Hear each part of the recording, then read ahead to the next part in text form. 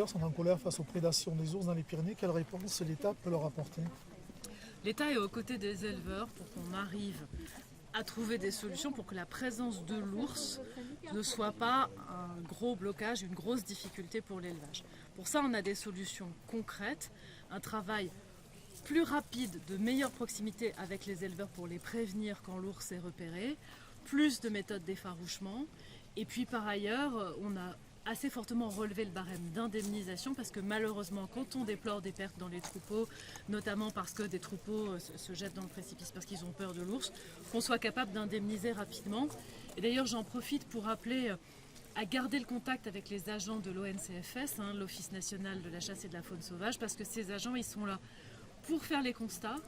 Et faire les constats, ça veut dire mieux identifier là où est l'ours, et ça veut aussi dire permettre une indemnisation plus rapide. Donc on cherche vraiment, de plus en plus précisément, avec de plus en plus d'efficacité, comment est-ce qu'on peut limiter la prédation et limiter l'impact négatif de l'ours sur les éleveurs. Parce que certains éleveurs demandent le retrait de l'ours. Enfin, quelle est la position finalement du gouvernement par rapport à ça? La position du gouvernement, c'est qu'on a réimplanté des ours parce que ça fait partie de cette grande politique de maintien et de sauvegarde de la biodiversité, et que la question c'est d'arriver à trouver les modes de coexistence, que ça n'est pas facile.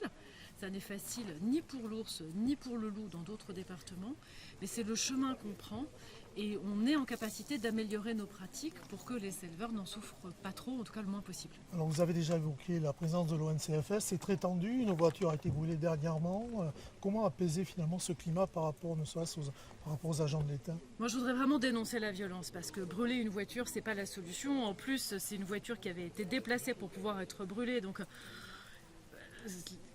les éleveurs ne s'en prennent pas aux bonnes personnes. Les agents de l'ONCFS sont ces agents engagés sur le terrain pour la défense à la fois de l'élevage et de la biodiversité. Et ce sont des agents qui sont aux côtés des éleveurs. Donc moi j'appelle à la reprise du dialogue et évidemment à la fin de la violence. Et on va continuer à travailler avec les éleveurs au plan local, au plan régional et même au plan national pour trouver le bon panel de mesures qui va nous permettre de laisser l'ours vivre là où il peut vivre sans causer de dégâts et limiter au maximum, voire supprimer les dégâts pour autant qu'on puisse le faire. C'est vraiment la direction qu'on prend.